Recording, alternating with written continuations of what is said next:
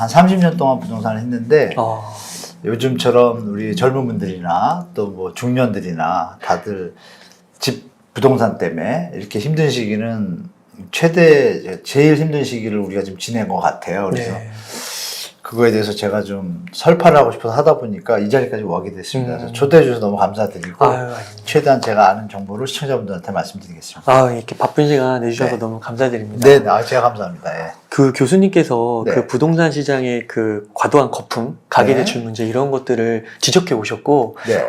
그게 지금 현재 모습을 보면 좀 딱 들어맞는 것 같습니다. 네. 그래서 우선 좀 여쭙고 싶은 게, 이렇게 좀 부동산 시장이 전국적으로 좋지 않은데 왜 이런 현상들, 하락 조정이 벌어지고 있는 것인지 그게 좀 궁금합니다. 시장은 뭐 여러분들이 잘 아시는 기본적인 경제 논리 있잖아요. 수요와 공급. 네. 그리고 잘 아시지만 공급이 부족하면 가격이 오른다 그랬잖아요. 네. 근데 그쪽만 우리가 좀 부각을 했었는데 역으로 가격이 너무 오르면 어떻게 되죠? 수요가 줄죠. 쉽게 말하면 시장에서 거래될 수 있는 수준을 넘어서게 되면 거래가 줄겠죠. 네. 왜냐하면 소득이 없을 경우라든지 기본적인 평균적인 어떤 수요자들의 시장 참여자들의 부담 가능한 선에서 가격 형성이 되어야 시장이 이루어지는 것이 정상이고 거기에 수요 공급 법칙이 적용되는 것인데 네. 우리 시청자분들 다 아시겠지만 미국의 금리 인상 요즘 얘기하는데 그거 전에 이미 거래량이 줄기 시작했습니다.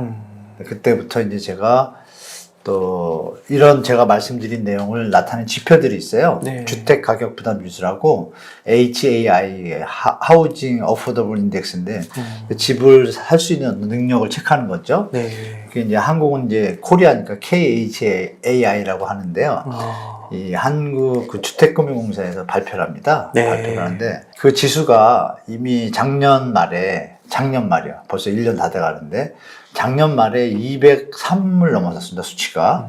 그 수치의 기준이 뭐냐면 평균 뭐 제가 다른 방송에도 말씀드렸는데 평균적으로 볼 때 평균 중위에 있는 가구가 소득이 있을 거 아니에요. 근데 이 시장에 있는 주택 가격의 평균 가격 그 집을 샀을 때 부담하는 현재 경제 상황상 소득과 집값을 계산해 본 결과 원금과 이자를 낼 거 아니에요. 요즘은 그 비율이 얼마인지를 나타내는 수치예요. 네. 100이면 25%고 200이면 50%입니다. 그럼 소득의 50%를 주택담보대출 받은 이자 원리금 상환에 부담하는 거는 누가 봐도 좀 부담되잖아요. 네. 전 세계적으로 그 부담 지수가 이미 통계가 우리는 역사가 한 해방하고 지금 70년밖에 안 됐잖아요. 해외는 다 100에서 200, 300년 동안 부동산이 움직였고 그 역사적인 히스토리와 지금 비교할 때 그런 데이터 지수가 해외는 이미 있어 왔고 그래서 나타난 수치가 45입니다. 45. 45를 넘으면 임계점을 통과했다. 45%요? 네네. 그러니까 소득의 40%, 45% 이상을 넘어야 되면 더 이상 거래가 안 이어지는 그런 현상이 나타나는 게 이미 다 증명이 됐었고 더 넘어가는 거는 대출로 커버할 수 있는데 그거는 어김없이 과다 대출로 인해서 경제 위기가 왔죠. 우리가 2008년에 겪었고 그죠? 네. 그렇기 때문에 이제 제가 이거는 확실하게 그런 지표상으로 볼 때도 하락할 수밖에 없다라고 판단해서 제가 말씀드렸던 겁니다. 그러면 한 180, 190 요 정도가 거의 한계선인데 그렇죠. 근데 지금 203이니까 네, 기억나시겠지만 노무현 정부 때 네. 그때도 미친 여러분들 우리 2030 세대분들은 잘 모르실 거예요. 노무현 정부 때문에 2005, 6년이니까 벌써 15년, 17년 되니까 네. 30살이라고 하셔도 13살이시고 40이라고 하셔도 23이시니까 대충 계산하면 다 열심히 일하시고 대학 가고 직장하고 이럴 때니까 부동산에 대해서 특별히 관심을 가질 필요도 없고 그런 나이였었는데 이분들이 이제 좀 사회생활을 알고 접하는 시기에 지금 겪고 있잖아요. 근데 그 미친 집값일 시절에 그 수치가 163이었습니다. 그래요? 네. 그래도 낫네요. 그러니까 이거는 지금 더 미친 거잖아요. 그러니까요. 그러니까 그걸 이제 저는 작년에 이미 알았고 그 전에 이미 미친 집값 수준이 160을 돌파했고 그래서 위험하다고 판단돼서 이제 제가 재작년부터 이미 160을 넘어가니까 위험하다고 말씀드렸던 거고 그래서 그런 지표들 때문에 내려가는 건 거의 확실시 되는데 시기가 언제냐 하는데 미국 금리 인상이 거기다가 또 마지막으로 기름을 분 거죠. 그 현상이 벌어지고 있는데 그래서 전세 임대차 그런 부분들도 인간의 광기라는 것이 뭐 아시겠지만 그 행동경제학이라고 아시잖아요. 네. 시청자분도 아실 거예요. 행동경제학이 왜 생겼냐면 경제 이론으로 설명할 수 없는 현상들이 너무 많은 거예요. 특히 경제 위기. 아니 경제학자분들이 1903년도에 캠브리지 대학, 영국 캠브리지 대학에 경제학과가 처음 생겼습니다. 그러면 100년 좀 넘었잖아요. 경제학 역사가. 네. 근데 100년 동안 위기가 엄청 있었잖아요. 전 세계에. 그 위기를 왜 못 맞추고 대비를 못 할까요? 한번 퀘스천 찍어볼만 하죠. 네. 결론은 이제 여러 지표들이 있지만 인간의 관계, 심리. 그래서 경제는 심리다라는 단어가 거기서 나온 거거든요. 도저히 계산이, 그러니까 아이작 뉴턴도 내가 천체도 계산하고 다 하지만, 이건 도대체 이 부동산이나 이런 주식은 계산이 안 된다고 한 거예요. 그러니까 쉽게 말씀하면 그게 이제 가세를 해서 우리가 너무 거품이 생긴 거죠. 생겼고, 또 결정적으로 전세라는 특별한 제도가 대한민국에 있지 않습니까? 그 제도가 어떤 이 집값 폭등에 보이지 않는 숨어 있는 원흉이라고 저는 봐요. 네. 좋게 생각하면 서민이나 청년 사회 초년생들이 목돈이 없고 직장 근처에 거주지가 필요할 때 그때 그런 용도로 지원하는 용도 사다리 역할로 쓰는 게 전세 대출인데 네. 그게 이제 좀 변질됐습니다. MB 정부 때부터 변질돼서 박근혜 정부 때는 유주택자도 전세 대출 해줬어요.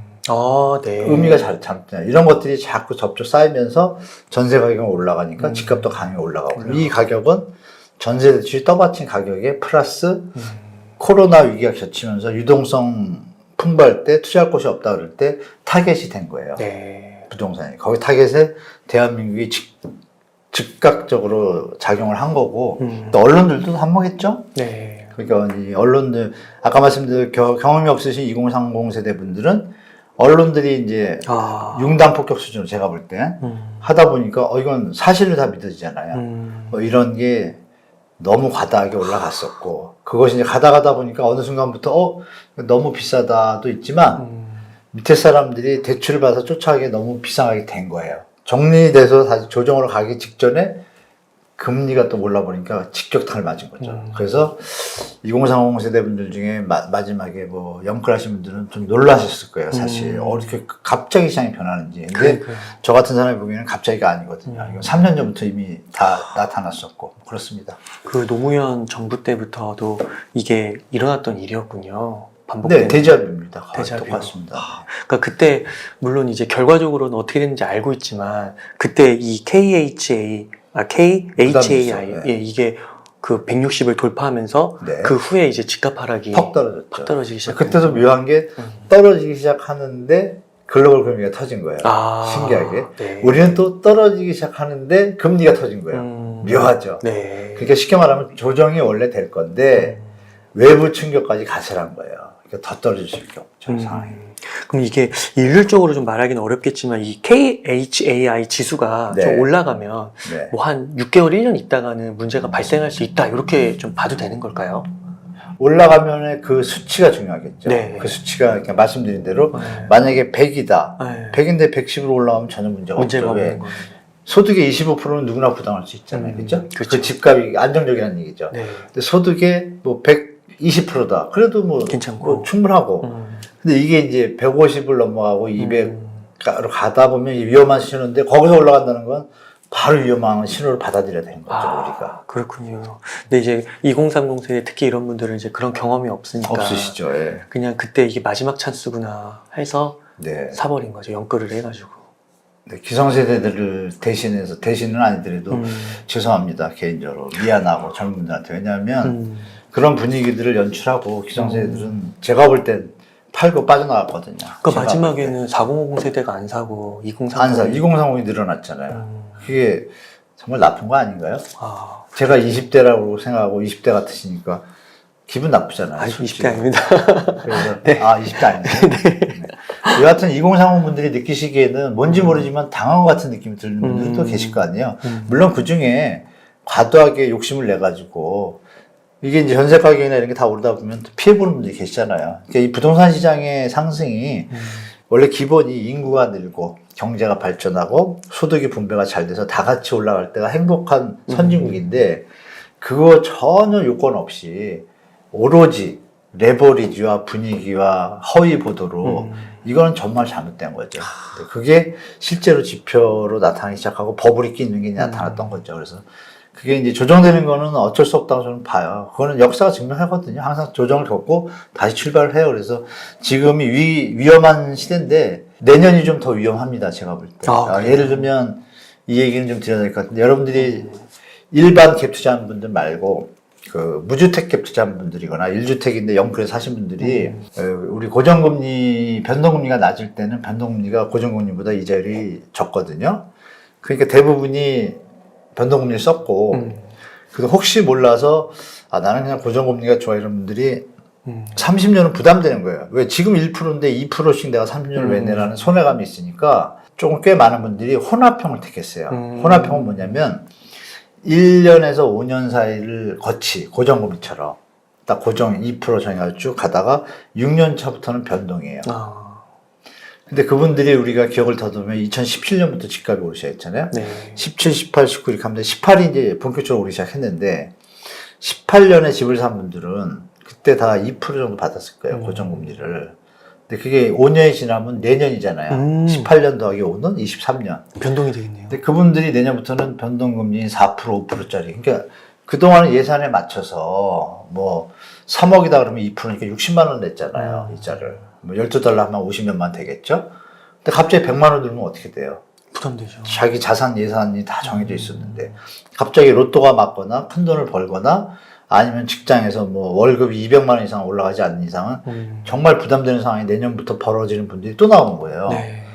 그분들이 견디기 힘들면 어떻게 되겠어요? 던지기보다는 포기하게 되잖아요. 부어 본의 아니게. 네. 근데 그건 또 시장에 물건으로 나오잖아요. 근데 여기 또 다주택자분들은 이런 시장을 이미 알고 있으니까 물론 아직도 오를 수 있는 가능성이 있다고 느끼는 분들은 들고 계시겠지만 시장이 몇 년간은 내려갈 것 같다. 근데 그 사이에 내가 버티기 힘들다. 이런 분들은 물건 내놓을 거 아니에요. 실제 시장에서 그래서 거래량은 지금 역사상 최저인데 매물량은 역사상 최고 수준이라고 봐도 돼요. 2년 전부터 허위 매물 신고제가 없어졌잖아요. 2020년 8월부터. 그때부터는 진성 매물이에요. 그 매물이 뭐 도표 제가 첨부될지 모르겠지만 월세 전세 서울을 예를 들면요. 월세 전세가 한 7천에서 8천 건이었어요. 매물 나온 게. 네. 그리고 아파트 매매 물량은 한 3만 2천에서 5천 건 수준이었어요. 재작년 9월 정도에. 근데 지금 그 수치들이 지금 7, 8천인 전세 월세는 각각 2만 4만으로 됐고요. 네. 아파트만입니다. 그것도. 와. 그것도. 그리고 매매 물건은 말씀드린 3만 몇천 개에서 지금 6만 5천 개입니다. 와. 근데 거래가 안 돼요. 근데 거래는 더 줄었잖아요. 와. 그럼 이상하잖아요. 네. 수요 공급의 법칙이 안 맞잖아요. 가격이 비싸다는 얘기죠. 지금 상황에서 그렇게 물건이 많은데 와. 아직도 안 사는 이유는 뭐예요? 지금 물가가 오르고 금리가 올라서 살 수 있는 여력이 더 줄었잖아요. 줄었는데 이건 안 내려와요. 그러니까 더 멀어진 거죠. 근데 지금 집값 그러니까 빠졌다고 하는데도 그러네요. 안 빠진 거죠, 제가 볼 때. 와. 이제 시작입니다, 여러분. 그래서 네. 제가 저번 달부터 이제 시작이라고 자꾸 말씀을 드리는데 이거 빠진 거 아닙니다. 일부 지역만 몇 개 금매만 적었는데 나머지들은 다 버티고 계세요. 네, 이제 버티는 게 꺾이는 순간이 오겠죠. 인간의 관계는 어쩔 수 없어. 패닉 바잉이 아니라 패닉 셀링이 이제 지금은 셀링은 아니에요. 패닉 셀링은. 지금도 아니에요. 네, 지금 금매만 나가는 게 나머지 분들 그냥 계시잖아요. 그분들이 동시에 어느 시점에 만약에 미국이 금리를 2번 더 올리지 않습니까? 폭폭 올리고 또 네. 일주일도 안 남았죠? 네. 한국은행도 오르잖아요. 맞아요. 막 이런 분위기가 막 거대하게 오는 데다가 만약에 외부 충격, 중국이 부동산이 지금 심각하거든요. 헝다 사태라고 들어보셨나요? 네, 헝다 작년에. 헝다 사태의 본질을 아시면 여러분들이 놀라실 텐데 헝다 사태는 뭐냐면 우리나라로 말하면 삼성입니다. 네. 삼성 1등인가요? 대한민국 지금 건설회사가? 삼성 그러니까 그 중국에서 제일 큰 건설회사예요. 1위. 네. 1위 회사가 돈은 받았어요. 분양을 해가지고 받았는데 건물을 못 짓고 있어요. 유동성이 바닥이 나서. 그래서 중국 그 분양받은 중국 시민들이 가서 데모하잖아요. 관공서 가가지고. 돈 돌려달라고. 난리. 근데 중국에서 그 분들이 분양을 받고 집도 못 받았는데 대출 이자는 내려는 거예요. 그래서. 그러니까 이 사람들이 들고 일어난 거야. 네. 그럼 뭔가 문제가 있잖아요. 고민에 빠졌어요. 그래서 중국이 지금 금리 인하하고 있잖아요. 다 올리는데. 네. 그거 왜 그럴까요? 우리 기본적으로 아시잖아요. 경제가 안 좋으면 금리를 낮춰서 이자 부담을 줄여서 경제가 좀 충격을 덜 받게 하는 거잖아요. 다 올리잖아요, 지금. 내년 이유는요? 올리는 순간 중국은 더 위험하니까 못 올리는 거예요. 근데 만약에 중국이 내년에 문제가 생기면 어떻게 되겠어요? 소비가 줄면 대한민국의 수출 그렇죠. 비중에서 25% 27% 차지하는데 그분들도 그렇죠. 힘들어 하시는 거잖아요. 그런 외부 요인도 리스크가 있고 우리 내부적으로는 자영업자분들 대출위에 또 1년 했잖아요. 그게 좋은 걸까요? 그 1년 뒤에 과연 그분들이 돈을 다시 갚을 수 있나요? 그건 아니잖아요. 네. 그냥 터질 걸 미루는 것 뿐이에요. 내년에 그런 게 다 겹치네요. 그래서 23년 뭐죠 이렇게 더 위험한 상황이 내년이 좀 된다라고 미리 예측하시고 시장에 대처하시라고 제가 말씀드리고 싶어요. 네, 아주 복합적입니다. 이게 그래서 이 책 제목이 더 위험한 미래가 온다. 네, 그게 동의합니다. 내년은 좀 더 위험하고 만약에 각 정부들이나 정치하시는 분들이 대책을 잘 잡으시면 네. 빨리 좀 회복할 수 있겠죠. 우리가 IMF 때 근모기 운동한 것처럼. 근데 이제 지금은 국가적인 개념이 아니라 가계별로 좀 문제가 생기니까 가계가 그때는 기업을 도와줬잖아요. 기업 부채를. 지금은 그런 상황이 아니잖아요. 가계를 누가 도와줘요? 정부밖에 없거든요. 네. 근데 정부의 역할이 도덕적 이런 기준도 있고 여러 가지 문제 때문에 재정을 퍼볼 수도 없고 그래서 좀 어려운 상황이 올 수도 있다. 그리고 말씀드린 러시아 우크라이나 사태도 있고 그러니까 뭐 여러 가지 복합적인 요인들이 리스크 하방 요인들이 너무 많아요. 그래서 내년에는 조정장이 확실하게 올 거라고 저는 예측하고 있습니다. 이미 벌어진 일들은 좀 어떻게 할 수가 없고 네. 앞으로 이제 좀 대응을 해야 될 것 같기는 한데요. 앞으로 좀 어느 정도 그 조정기 또는 하락기가 이어질 것이며 만약에 하락했다고 하면 한 어느 정도가 지금부터 하락을 할지 이런 걸 좀 가늠해 볼 수 있을까요? 네. 하락 비율부터 말씀드리고 두 번째 이제 기간인데 네. 하락 정도는 이렇게 예측하시면 좋을 것 같습니다. 아까 제가 부담지수 말씀드렸잖아요. 근데 120이나 100이면 안전한 것 같잖아요. 그럼 그 부담지수가 내려오는 때까지는 내려갈 거 아니에요.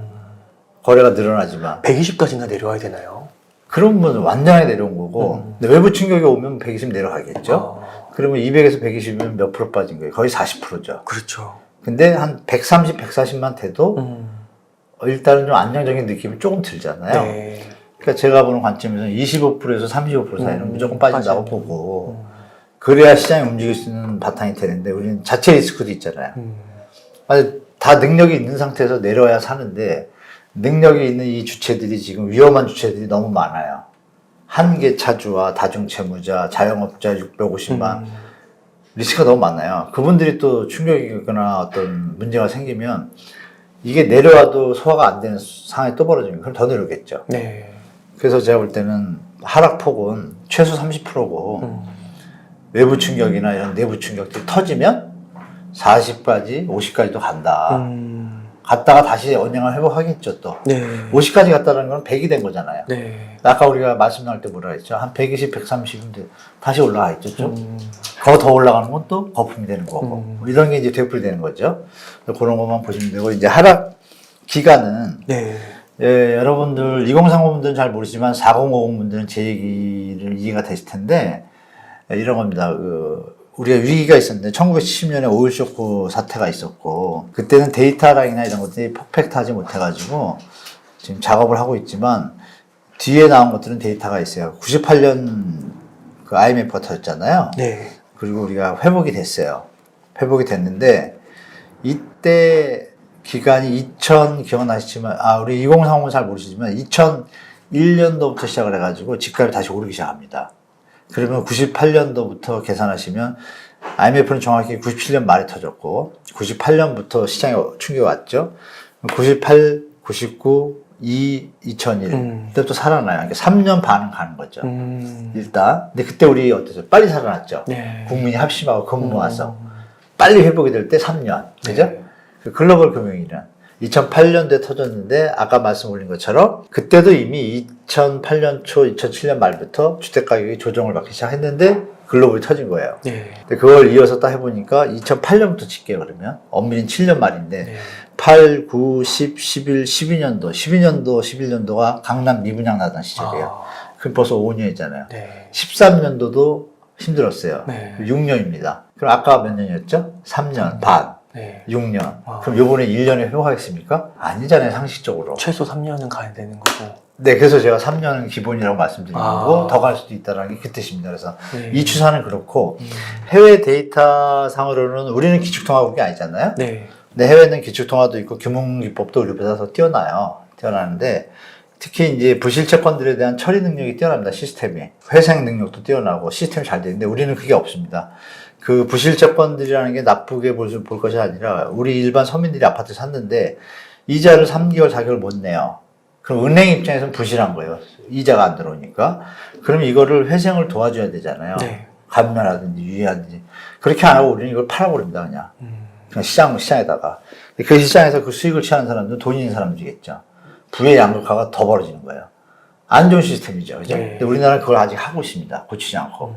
그래서 그런 부분들 감안하실 때 제가 볼 때는 회복할 능력이 예전보다 좋아진 게 아무것도 없어요. 시스템도. 그래서 제가 볼 때는 3년은 갈 것 같고 내년이 더 제일 위험하고 그럼에도 불구하고 정치하시는 분들이나 뭐 일부 좀 시민들이 좀 합심을 해서 좀 합심을 하는 형태가 좀 나타난다면 조금 더 빨리 회복할 수는 있겠죠. 그래서 리스크가 우리 혼자서 해결할 게 아니라 미국하고 중국, 러시아 문제가 있으니까 기본적인 하방 요인이 있는 것을 인정하고 그 다음에 우리 내부 아까 말씀드린 자영업자라든지 한계차주 이런 분들이 금리가 올라가면 문제가 생기는 부분들이 과연 잘 정리가 돼서 케어를 가면은 그나마 폭이 줄겠지만 이분들까지 문제가 터지면 정부가 잘해야죠. 네. 터지면 뭐 그 다음은 우리 시청자분들이 뭐 예측할 수 있지 않나 생각합니다. 이런 분들 있잖아요. 뭐 네. 서울에는 공급이 부족하다. 네, 그리고 또 규제를 해제했다. 네. 그리고 또 뭐 GTX 이런 게 뭐 그 호재가 조금 더 빨리 앞당겨진다. 이러한 이슈들은 지금 말씀해 주시는 그런 문제들에 비했을 때 굉장히 사소한 문제들인가요? 그 흐름을 뒤바꿀 수 있을 정도의. 네, 제가 볼 때는 그 지금의 대세가 만약에 대세의 파도의 높이가 한번 100이라고 가정하면 네. 지금 말씀인 호재들은 방파제 역할을 한다고 볼 때 방파제의 힘이 100이 돼야 네. 버티잖아요. 네. 그리고 120이 돼야 누를 수 있잖아요. 그렇죠. 올라갈 수 있는데 제가 지금 느끼기에는 한 20, 30 수준밖에 안 돼요. 그래요? 서울 공급이 없는 것도 그런 것도. 서울 공급이 없는 건 올해까지만입니다. 우리 언론 보도의 문제를 좀 말씀드리는데요. 네. 제가 반 별명이 팩트맨인데 네. 저는 팩트가 아닌 얘기를 안 하니까 아예 네. 생각은 생각이라고 표현해드리고 네. 이건 팩트라고 그러는데 서울 공급이 박원순 시장 시절에 재건축 재개발을 좀 정치적으로 좀 압박을 하다 보니까 공급이 덜 된 건 확실한 사실입니다. 그런데 그 속에서도 되던 것들이 있고 결정적으로 문재인 정부에서 이제 분양가 상한제를 한다고 해서 2018년 말 전에 서울의 대단지 단지들이 분양가 상한제라면 이제 가격이 올라가고 여러 가지 문제들이 생기고 수익이 좀 주니까 부랴부랴 이렇게 사업 시행을 하고 관리처분을 거쳐가지고 분양을 한 것도 2018년, 19년 초입니다. 그때 물량들이 몰려 있어요. 자, 그럼 아파트는 몇 년 걸리죠? 통 3년 걸리잖아요. 네. 그럼 덧셈 해보세요. 18년, 19년에 여기 땅에서 20년부터 지으면 20년, 21년, 23년부터 입주가 되죠. 네. 그 물량들이 꽤 됩니다. 그러니까 올해와 다른 시장이에요. 내년에 또. 음. 근데 내년에 안 좋은 시장이라고 그랬는데 물량이 또 나와. 그럼 어떻게 됐어요, 시장이? 미분양도 될 수 있겠네요. 아니, 그러니까 입주 물량이요. 분양 물량이 아니라 입주 물량이에요. 네, 그럼 전세가 안 떨어지고. 치워지죠. 네. 그러면 말씀 잘 하시네요. 전세가가 더 떨어질 수도 있겠죠. 아무도 모르죠. 네. 물론 거기서 만약에 정부가 또 인위적으로 전세 대출을 확대하면 받쳐주겠죠, 집값을. 네. 그러니까 그 전세 대출은 그럼 그 자체가 상식적으로 보세요. 물건이 모자라가지고 막 올라갈 거는 시장 논리에 맞춰 자유자본 시장에서 움직였어요. 그럼 그냥 놔둬야죠. 놔둬야 거품이 꺼지고 정상 될 거 아닙니까? 그걸 만약에 인위적으로 정부가 받친다는 건 뭐예요? 국민들을 뒤통수 치는 거랑 똑같은 거예요. 네. 받쳐가지고 누가 좋죠? 투자한 사람. 다주택자들만 좋죠. 다주택자 숫자가 대한민국에 몇 명이에요? 일시적이죠. 2개 갖고 있는 사람이 232만, 작년 말 기준으로. 세 채 이상 갖고 있는 분이 한 70만 대요. 300만이에요. 네. 근데 300만 가구거든요. 근데 대한민국 가구 수가 2,200만 가까이 돼요. 300만 빼면 얼마 남아요? 1,900만 남죠. 네. 1,000만이 1주택자고 900만이 무주택 서민이에요. 네. 그럼 1주택자분들이 무슨 욕심이 있어요? 집값 내려가면 어떻게 돼요? 세금 내려가죠. 그렇죠. 내가 딴 집 이사 가려고 그럴 때 똑같죠. 네. 만약에 그분들이 자제들이 있다고 생각해봐요. 집값 내려가는 게 좋아요? 올라가는 게 좋아요? 내려가는 게 좋죠. 내려가는 게 좋죠. 1,000만 원 내려가는 게 좋죠. 그죠? 네. 900만 원. 임차인들 내려가는 게 좋죠. 좋죠. 네. 그럼 올라가고 좋아하는 사람 몇 사람이에요? 300만 명. 그럼 얘기 끝난 거 아니에요? 그럼 정부가 어떻게 정책을 해야 돼요? 하락 조정하게 균형 맞게 두되 이렇게 위험하게 터져가지고 경제 위기가 오는 거 그거만 케어해주면 되죠. 네. 그래서 우리가 정부에서 혹시라도 전세 대출 확대 이런 얘기 나오면 그건 정말 서민들 국민들을 힘들게 만드는 거거든요. 앞으로 더 그쵸? 네. 집값을 떠받치니까. 그러면 이제 일시적 2주택자들이 230만 가고 있는데 우리 공급 계획이 얼마예요? 270만 50만이잖아요. 공급 계획이. 네. 그 중에 확실한 건 100만 밖에 안 되고 150만 원 또 재건축 이런 것들이에요. 그러면 그 230만 갖고 있는 사람들이 그 중에 진짜 필요한 사람도 있지만 반만 내놔도 벌써 100만 가고 공급이잖아요. 그 내놓게 하려면 어떻게 해야 돼요? 집값 떠받치면 안 되죠. 네. 세금 물리고. 네. 그래도 집을 사서 돈을 벌 분들은 할 거 아니에요. 네. 제가 말씀드린 건 뭐죠? 자본주의 탐욕에만 불타서 전세 레버리지를 갭 투자라는 거를 명분을 삼아가지고 마치 좋은 무슨 뭐 선량한 경제 자본 수익 툴처럼 부켜 세우고 그걸 또 막 부추기는 또 언론들 이게 이 상태를 만들었잖아요. 그건 국민 경제에 도움이 안 되잖아요. 네. 그러니까 우리 국민 경제상 제일 좋은 건 뭐냐? 아까 처음으로 돌아가면 국민들이 돈을 많이 좀 벌고 수출 경제 성장도 좋아지고 그러면 집값은 자연히 오르게 돼 있잖아요. 네. 그 상식적으로 그죠? 더 좋은 집을 살라 그러니까 그 바닥으로 가야 되는데 이미 더 올려놔가지고 이거는 반대 방향으로 가잖아요. 그럼 나라의 미래가 어떻게 돼요? 젊은이들이 아기를 안 낳는 이유는 다 아시잖아요. 네. 집 문제가 그 출산율 떨어진다고 정부에서 떠들면 뭐합니까? 집 문제가 근원적인 요인이 저는 하나라고 봐요. 그러면 거기에 올인해야죠. 무슨 다주택자 걱정을 합니까? 정부가? 말도 안 되는 그거라고 생각해요. 저는 개인적으로. 그래서 다주택자분들도 필요해요. 자본시장에서. 자본주의 논리상. 근데 이게 어떨 때 필요한 거예요? 경제가 정상적이고 더 발전시킬 때. 저는 그렇게 생각해요. 경제가 어려워지고 힘들어하는데 이건 아니잖아요. 그거는 소수의 어떤 잘못된 저기가 되기 때문에 그래서 여하튼 말이 조금 좀 빠졌는데 요점은 겁니다. 그렇게 조정이 제대로 일어난다면 다시 숨통이 좀 트이잖아요. 집값에 대한 부담이 없고 네.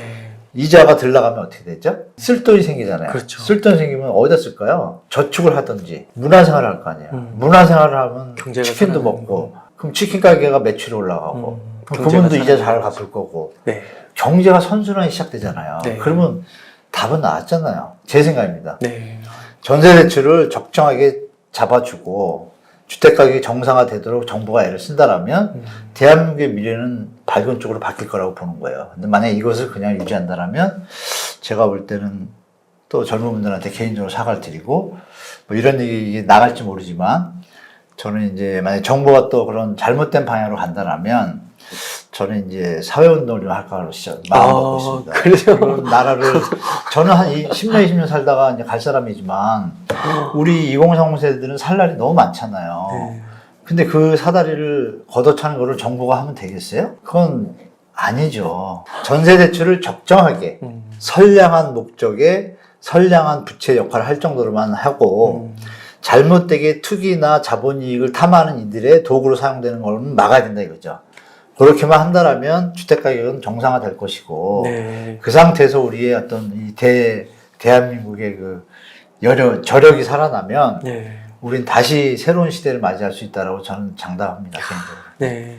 아, 교수님께서 앞으로 더 활약을 해주셔야 될 것 같습니다.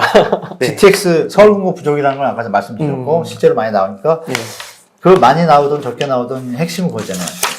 공급이 없는데 집값이 내려가잖아요. 네. 그러니까 이게 뭐 끝났죠. 제가 말씀드린 가격이 적정할 때 수요 공급의 문제가 정상적으로 시장에 작용되는 것이지 수요 공급 이론의 그건 가정 전제만 갖고 가면 시장 잘못 보는 것이고 GTX는 여러분들이 아쉽게 일단 A 노선은 지금 공사 중이잖아요. 그리고 B, C 다 있잖아요. D, F 또 공약이 네. 나왔는데 가능할까요, 그게? 다 가능을 한데 이제 시간의 문제죠. 다 가능을 한데 네, 다 가능합니다. 왜냐하면 다 잡아놨기 때문에 A, B, C까지는 거의 확실시 되고요. D, F는 변할 가능성도 있습니다. 왜냐하면 예타라는 과정이 있어요. 예비 타당성 검토. 예비타. 그걸 던져보니 좀 안 나온다. 이러면 그게 안 나온다는 얘기가 뭐냐면요. 운영을 했을 때 관리비나 손해가 너무 많이 나는 거예요. 그 구간이. 타당성이 없다. 유지할 타당성이 없다. 그러면 국민 세금 계속 들어가야 되잖아요. 그렇죠. 그러니까 일부 라인의 편의를 위해서 국민 세금이 계속 들어가는 건 잘못된 거지 않습니까? 그러니까 그런 부분은 타당성이 없다 그러면 바꿀 수도 있어요. 안 한다고. 근데 지금 A, B, C는 거의 타당성이 있는 거로 보여요. 네. 보이는데 방법이 또 있잖아요. 그 민자 사업, BTO, 뭐 BOT라는 방식이 있어요.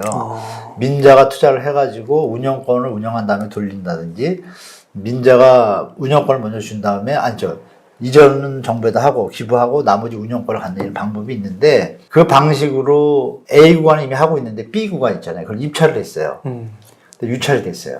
안 한다는 거예요? 못하겠다 이거죠. 건설사들이 그렇게. 네. 근데 그 구간의 방법이 두 가지인데 또 재정 구간이라는 게 있고, 그러니까 나라 돈이 들어가서 하는 게 있고, 말씀드린 BTO나 BOT 방식으로 하는 걸 택하는 게 있는데, 이쪽에 유쳐야 되는 걸 자꾸 안 하겠다고. 그 그러면 B면은 송도부터 이렇게 오는 거 아닌가요? 네네. 이제 B선 나오고 C선 나오고. 근데 그거 B도 지금 시간이 제가 볼 때 빨리 잡으면 정말 번개 같은 업무 추진력과 외부 위기가 없다라면 8년. 착공이요? 아니죠. 완공이, 완공까지. 완공. 8년에서 네. 9년 보고요. 네. C 노선은 아직 예타도 저가기 때문에 12년에서 15년 보고 DF는 더 늦어지겠죠? 그렇죠. 그러면 이제 A 노선이 문제인데 A 노선이 지금 2024년 중반이나 말에 오픈하는 걸 되어 있는데요. 자, 그럼 그 엄청난 노선인데 지금 GTX 지역들이 집값이 떨어지고 있잖아요. 다 빠지고 있거든요. 왜 빠진가 생각하시면 이렇게 생각하시면 돼요. 이미 주택 가격에 GTX 발표가 나고 공사를 할 때 반영이 됩니다. 여러분들 잘 모르시겠지만 저 30년 했다잖아요. 전철역이 생긴다는 호재가 있잖아요. 집값이 오르잖아요. 공사 중에도 올라요. 완공되면 어떡할까요? 떨어지나요? 더 올라가네요? 아니, 떨어집니다. 떨어져요. 떨어지는 경우도 있고 네. 더 올라가지는 않더라고요. 잘. 신기해요. 너무 신기해. 또 여러분들 국회의원 선거나 뭐 이런 거 있으면 집값이 많이 올라갔잖아요. 조사해보면 안 올라가요. 이게 잘못된 경제 신호들이 언론도 잘못된 거예요. 순간형 같은 건가요? 막 그러고 보면 막 띄우잖아요. 그럴 것 같거든. 근데 그게 이제 팩트 체크는 안 된 거다라고 말씀드리고, 그래서 그 GTX가 세워진다고 가정을 할게요. 오픈이 됐어요. 출퇴근에 그게 5분마다 올 수가 없어요. 구조상. 그죠? 그렇죠. 그럴 것 당연한 거 아니에요. 네. 그럼 얘기 끝났잖아요, 벌써. 한정적으로 좋은 노선인 거지. 출퇴근이랑, 그럼 거기서 심야 GTX를 운영할까요? 심야 GTX라면 택시에서도 반대하겠죠.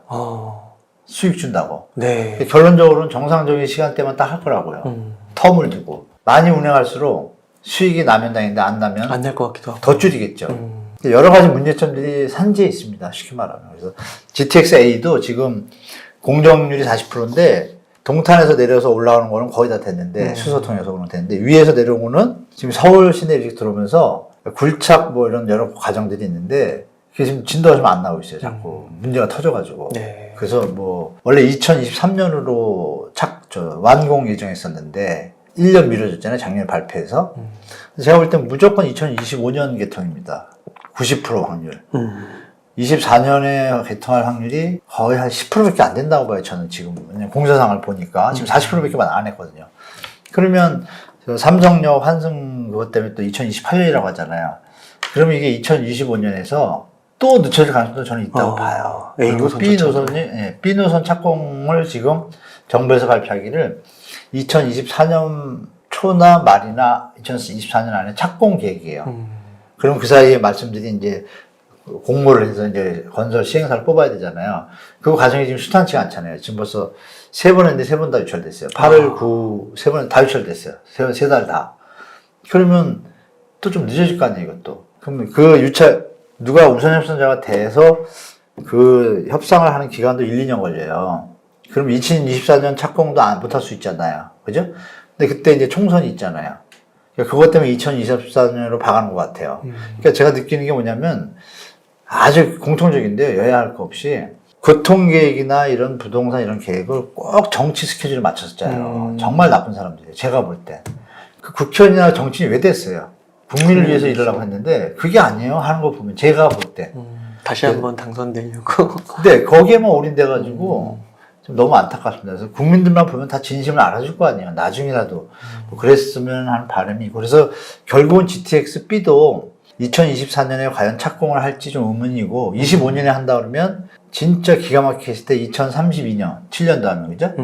10년 다음은 2035년에 개통이 된다고 판단하시고 그러면 2035년까지 갔을 때 그 뒤에 GTX가 그러면은 과연 현란한 교통 문화를 그건 아니잖아요. 네. 우리 KTX 생겼을 때 현란하게 뭐 비행기 회사 망한다 그랬잖아요. 망하긴 뭐가 망합니까? 같이 잘 다니는데. 그죠? 네. 근데 그런 일을 생각해보면, 아, GTX가 약간 거품이다라는 거를 수요자들이 느꼈고, 시장에서 그걸 올리던 사람들은 누굴까요? 팔거나 건설사 네. 입장. 건설사 입장에서는 띄우면 주위에 분양할 때 분양가가 올라가죠. 그러니까 보이지 않는 어떤 시장 친화적인 그쪽 분들은 계속 오른다고 해야 되는 거예요. 자기들의 이득을 위해서. 네. 떨어질 거 알아도. 그게 그동안 2, 3년 동안 우리한테 세뇌가 됐고, 지금은 이런 거대한 하방 요인들이 다가오니까 드디어 이제 실체들을 조금씩 기자분들이 던지기 시작하죠. 요금은 얼마까 벌써 문제가 나오기 시작하고, 그런 거품이 빠졌다고 보시면 되고, 그럼 오픈이 된다 하면 얼마나 오를까요? 근데 그건 뒷날 얘기고, 지금 당장 너무 위기가 왔잖아요. 네. 그러니까 지금은 빠질 수밖에 없죠. 다시 2, 3년 지나서 자리를 잡으면, 그때 이제 또 그 효용의 가치에 대해서 시장에서 판단해서 상승의 폭을 올릴 수는 있겠지만, 그 폭도 지금 말씀드린 것처럼 제한적이다라는 걸 미리 아시고, 너무 장밋빛 띄우지 마시고, 판단하고 대처하시면 좋을 것 같습니다. 어떤 언론에서는 어떤 이제 뭐 방송이나 이런 것들을 보면은 지금 이런 조정이 네. 기회로 판단을 해서 네. 뭐 어차피 실거주 1주택은 진리다. 그러니까 지금 이 순간 사라. 그런 것도 나쁘지 사는 거 않다. 좋죠. 사는데 언제 사느냐가 중요하잖아요. 왜냐면 사과 같으면 제가 말 안 하겠어요. 먹고 싶을 때. 네. 아, 1,000원인데 1,500원이면 내 생활에 지장이 있어요, 없어요? 그렇죠. 1,500원 더 주고 맛있는 거 사면 돼요. 그죠? 그쵸. 어차피 먹을 거면. 근데 이거는 1,000원이 아니잖아요. 맞아요. 샀는데, 그러니까 예를 들어서 20% 요새 이제 생애 지출은 80% 대출해주잖아요? 뭐 일정 구간이지만. 근데 만약에 5억짜리를 20%, 나 1억도 있으면 집 살 수 있어요, 지금. 정부가 또 풀었잖아요. 근데 5억에 샀어요. 네. 1억 투자하고 80% 고정금리를 받았어요. 그러면 내 집이라는 말씀하신 실거주, 맞죠? 맞는 말이죠. 근데 집값이 만약에 30% 내렸다고 가정할게요. 이미 지금 그런 분들 계세요. 재작년에 산 분들 딱 그 상황이에요, 지금. 작년 초? 작년 가을에 산 사람들이 피크인데, 그분들은 지금 딱 그 상황이지 않습니까? 샀는데 벌써 2억 빠진 거예요. 그죠? 네. 그리고 생애 최초 요금을 풀었잖아요, 몇 달 전에. 그때 사신 분들은 지금 또 10% 빠졌잖아요. 그럼 기분이 어떻겠습니까? 잠 못 잡니다. 사라고 권해야 됩니까? 그건 아니잖아요. 네. 제가 드릴 말씀은 핵심 포인트. 미국 금리 인상이 멈추지 않는 한. 아니, 파월도 얘기를 했잖아요. 집 사지 말라고. 네. 언제까지? 물가가 잡히고 금리가 안정될 때까지 사지 마세요. 했잖아요. 네. 그러면 미국 대통령이 센 거예요? 한국 대통령이 센 거예요? 얘기 다 끝났잖아요. 네. 우리는 기축통화국도 아니고. 네. 환율 올라가는 거 보셨잖아요. 미국이 기침하면 우린 감기 걸리잖아요. 그러니까 그런 거를 가상을 해보시면 지금 말씀하신 실거주는 사야 된다. 그거는 앞에선 맞지만 뒤에서는 안 맞을 확률이 지금 높잖아요. 근데 그 안 맞는다고 뭐 내 생명에 지장이 없거나 생활에 지장이 없다는 문제가 없지만 크지 않습니까, 생활이. 거기다 금리까지 만약에 더 올라간다는 것도 시나리오도 계산하셔야죠. 이자분 되면 말씀드린 것처럼 아까 파산하는 것 뿐이 아니라 집도 뺏기는데 지금 굳이 그런 위험한 리스크를 감수하고 사야 됩니까? 네. 그건 아니지 않나요? 전세로 살고 전세로 사시다가 집값이 지금 파월 장관 얘기한 대로 금리가 물가가 잡혔어. 미국 물가가 잡다는 기사가 나와. 그러면 점점 이제 제자리 그때쯤 고민하셔도 되잖아요. 근데 지금 왜 사요? 그리고 근데 사실 분도 꼭 있죠. 돈을 여유가 있어요. 내가 돈 10억이 있어. 벌었어, 이번에. 근데 집값이 8억이래. 근데 내가 10억을 더 벌 수 있어, 나중에. 근데 지금 애기들이 딱 중학교를 들어가. 학군 때문에. 그러면 자식이 중요합니까? 그 몇 억이 중요합니까? 그렇죠. 학교 가야죠. 그분들은 사셔야죠. 왜? 그게 간단해요. 자본시장에서는 수익률에 비교를 해서 대처하시면 되고, 보이지 않는 인간의 기본 그 행복 요소인 기회비용과 편익비용이 있잖아요. 가족이 돈 500억 있으면 뭐합니까? 자식 하나 사고 치면 돈 필요 없어요. 그거 제가 많이 봤거든요, 주위에서. 그 편익을 비교를 해보시면 돼요. 그래서 여유가 되시고 능력이 되시면 자식들이 없고 혼자라면은 무조건 기다렸다 사는 거고, 근데 있다 그러면 네. 비용을 한번 비교해 보시면 하잖아요. 아, 내가 뭐 이 2억 없이 가족들하고 중학교 1학년이 뭐 영원이 아니잖아요. 3년이 끝나잖아요. 또 이제 고등학교도 말 안 들어요. 네. 그 행복한 시간은 평생 한 번밖에 없잖아요. 돈 벌 기회는 또 많잖아요. 네. 그러니까 그렇게 능력이 되시는 분들은 사셔도 좋다. 그러나 그렇지 않고 대출 받아서 사야 되고 조금 계산해야 되고 자녀들이 이런 분들은 절대 그 말에 현혹될 필요가 없습니다. 충분히 기다리셨다가 미국 자관이 얘기한 대로 미국 파월이 물가가 잡혔다. 그때 이제 생각하시면 돼요. 네. 지금 생각하실 필요 없습니다. 아, 그리고 아까 좀 말씀해 주신 그 최소 3년 IMF 이런 네네. 걸 고려해서 한 2024나 25년 요 정도 까지 간다. 네. 아, 갈 가능성이 높다. 네. 예, 그렇게 하면 되고 네. 그래서 좀 그 내 집 마련 아직 못하신 무주택자분들 좀 급한 상황이 아니라면 뭐 네. 그런 개인의 특수 상황이 아니라면은 인플레가 꺾이고 좀 네, 그 금리가 시점이 좀 좋죠. 멈출 때 그때부터 고민해도 늦지 네, 않다. 늦지 않죠. 아. 네. 미국에서 신호 올 때, 신호 올 때. 그때 하셔도 전혀 늦은 상황입니다. 아까 말씀한 것처럼 지금 매 물량이 많이 남아있고, 그리고 입주 물량이 좀 인천 같은 데는 또 올해하고 내년 사이에 입주하는 물량이요. 6년치가 한꺼번에 입주래요. 어디 가요? 인천 지역. 아, 진짜요? 시청자분들 인천 지역은 무조건 전세 사셔야 됩니다. 월세나. 와. 조심하시기 바라고. 수원도 마찬가지고 평택, 화성 뭐 이런 데 다 있습니다. 인천 송도 포함해서 그 근처. 네네. 인천광역시가 다 그렇습니다. 와, 통합으로. 그래서 그렇구나. 조심하시기 바라고. 전세가 막 폭락할 겁니다. 제가 볼 때 내년 되면 더 폭락합니다. 그래서 네. 올해보다 내년이 더 힘든 게 인천이거든요. 근데 그게 좋은 역할도 합니다. 왜냐하면 그 자정작용을 하게 되죠. 그 내려오고 물건이 싼데 기존 주택에 아파트에 3억에 전세를 사는데 저쪽이 3억인데 새 집이에요. 글로 가야겠죠. 흘러가겠죠? 네. 그럼 이 집은 어떻게 돼요? 더 내려가. 다 가면 더 내려가죠? 전세가가 내려가면 집값 어떻게 돼요? 내려가고. 더 내려가죠? 그러면 나중에 전세를 살다가 어떻게 돼요? 돈을 좀 모았어요, 2, 3년. 살 수 있는. 그럼 집 살 때가 되죠. 이런 흐름을 계산해 보시면 기간이 딱 나오잖아요. 2, 3년 뭐 이렇게 나오지 않나요? 대충?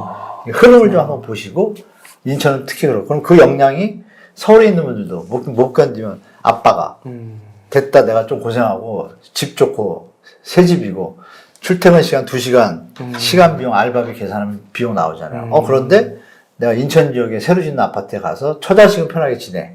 그죠? 편하게 지내는데 고생만 하죠. 내가 서울 꼭 살아야겠으면 컴백할 생각으로 계산을 해보시면 일단 자산 이동을 한번 거치시고 넘어오는 게 현명한 거죠. 그죠? 그럴 수도 있겠다. 여기서는 이자돈만 나가는데 저기서는 이자돈이 모이잖아요. 뭐 이런 여러 가지 요인들이 시장에 존재하기 때문에 아까도 다시 말씀드리지만 시장 가격이 다시 반등하려면 예전 같은 광기들과 공급 부족이라는 언론들의 플레이가 동시에 가야 되는데 주요 환경이 녹록하지 않기 때문에 잘 안 먹힐 거예요. 그게. 그러니까 조금은 2, 3년은 조금 보수적으로 대처하시기 바랍니다. 네. 네. 그 교수님 마지막에 네. 그 인천까지 얘기해 주셔가지고 이게 정말 그 어떻게 하면 좋을지 너무 구체적인 꿀팁까지 주셔가지고 네네. 너무 감사의 말씀 드리고 그 한 가지 그러면은 궁금한 게 그 네. 책에서 인구 감소 문제를 좀 얘기해 주셨더라고요. 이거 문제, 네. 그래서 제가 그 부분을 읽으면서 와 이게 진짜 눈앞에 닥친 미래구나. 그리고 네. 앞으로 내가 주택을 살 때 정말 조심해야겠구나. 네. 그런 거를 좀 느꼈습니다. 맞습니다. 네. 투자 개념에서 지금 패러다임이 바뀐 걸 좀 여러분들이 아셔야 될 것 같은데요. 네. 이 가구수는 분명히 늘어납니다. 근데 이제 나중에 또 해주시면 좋지만 이 소득 분포를 보시면 지금의 집값이 얼마나 과다한 집값인지를 판단할 수가 있어요. 예를 들면 서울 같은 경우는 소득 분포 중에 그 60에서 70%가 연봉 6천, 7천 이하입니다. 그럼 실수령액이 한 500에서 600 사이 되는 거예요. 5, 600을 갖고 있는데 지금 최저 생계비가 200, 한 30, 50대요. 2인 가구로 치면. 그 200에서 한 220 정도 되는데 그걸로 이자를 계산해서 집값을 비교하면 안 맞아요. 갭이 생겨요. 네. 그러니까 집값은 조정을 받을 수밖에 없고. 근데 그 볼륨에 있는 그 30세에서 54세를 원래 주택 구매 핵심 연령 인구로 봅니다. 전 세계에서. 네. 우리나라는 예외적으로 2020이 할 수 있다는 이유는 뭐냐면 전세라는 그것 때문에 가능했던 거예요. 지금 대학교들이 지금 이런 얘기 좀 사담이면 대학교들이 매물로 나오기도 해요. 부동산에.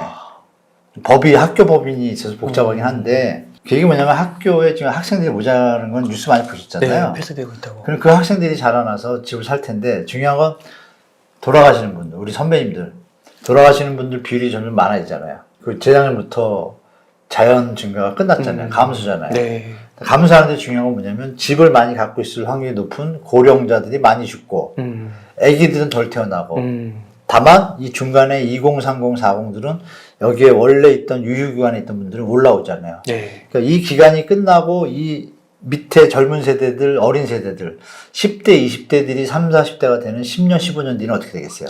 집이 남아 돌려. 잘못될 이상한 일도 네. 벌어질 가능성이 높잖아요. 그렇죠. 지역별로 이게 또 다 달라요. 서울도 이미 20년 뒤는 좀 예견이 되는데 특수 상황 있잖아요. 서울은 희소성이. 만약 세종시로 간다. 뭐 이러면 조정이 확 들어오겠죠. 이런 여러 가지 요인들이 산재해요. 네. 그래서 정부도 지역균형 발전을 두고 있는데 그 인구 그러니까 제가 아까 모두 말씀드린 것처럼 집값이 조정 안 되면 대한민국의 미래가 없다고 제가 보는 게 그겁니다. 이 상태로 가면 공멸이라고 봐요, 저는. 뭐 규모의 경제 따져 서울을 키운다 그러는데 서울만 좀 살아남고 그럼 나라가 어떻게 되겠어요? 그러니까 인구 측면에서 보면은 제가 볼 때는 여러분들 이 얘기가 좀 앞뒤는 안 맞지만 사담으로 자꾸 이민청을 세우려고 그러잖아요. 예, 이민청. 네. 그 왜 그런다고 생각하세요? 그러니까 저는 그게 나오자마자 어떻게 생각이 들었냐면 프랑스처럼 인구가 감소해가지고 이미 프랑스는 겪었던 일이에요. 인구가 감소해서 부동산이 오고 다 이제 경제가 안 좋아진 상황이 돼요. 감소니까 당연히. 그래가지고 답이 뭐가 있었냐? 지금 우리처럼 저출산 정책 다 했는데 안 돼요. 안 되니까 일단 너무 급격한 하락을 막기 위해서 정부 당국자나 전문가들이 모여서 한 얘기가 이민자를 늘리자. 그러면 기본 수요는 커버가 되잖아요. 네. 그 정책을 바꿨어요. 그래서 프랑스에 가면 이민이 많은 거예요. 막 원래 프랑스 분도 있지만 조금 아프리카나 이쪽에서 분들이 많잖아요. 맞아요. 그렇게 많은 거예요. 그러면 우리는 한민족의 특성이 좀 있잖아요. 다민족 사회고 글로벌은 이해하지만 무작위로 되는 건 좀 그렇잖아요. 그렇죠? 네. 그런 개념에서 볼 때 이민청이 딱 뜨자마자 저는 그 생각부터 들더라고. 이게 벌써 그러면 그쪽 정책을 짜는 분들은 기득권이잖아요. 기득권을 위한 부동산 떠받치기를 하려고 이민청을 이렇게 서두르나? 아니 지금도 외국인이 넘쳐나는데 불법 체류자가 지금 있는 사람만 관리 잘해도 되는데 그죠? 그런 생각이 좀 들었어요. 네. 쉽게 말하면 인구 감소를 이미 제 추론이에요. 이건 맞지 않아요. 감소를 이미 정치하는 기득권들은 다 이미 알고 있다. 그러면 그것의 수익의 자본의 국민들을 쳐다보고 정책을 짠다면 이민청을 세울 것이 아니라 출산 장려청을 세워야죠. 앞뒤가 안 맞잖아요. 제가 볼 때. 뭐 그런 부분 좀 말씀드리고 싶어요. 그래서 그만큼 인구 감소가 심하다는 거는 반증될 수도 있죠. 만약에 제 말이 추론이 맞다라면 그런 것도 한번 생각해 보신다라면 이미 70, 80대 되신 분들 내에서 집이 많은 분들은 대충 알아요. 그래서 잘 처리하고 상속 준비하고 막 이래요. 뭐 그런 것도 뭐 사담으로 말씀드리겠습니다. 그래서 만만치 않은 시장이 15년, 20년 뒤에는 그러니까 일본이 뭐 남해를 갔다고 자꾸 얘기하시는데 제가 암만 데이터를 봐도요. 이 얘기들이 있구나. 영국 이코노미스트에서 일면에 한국 버블 일본과 똑같이 재현될 수 있다. 된다라고 썼습니다. 네. 된다. 될 수밖에 없다.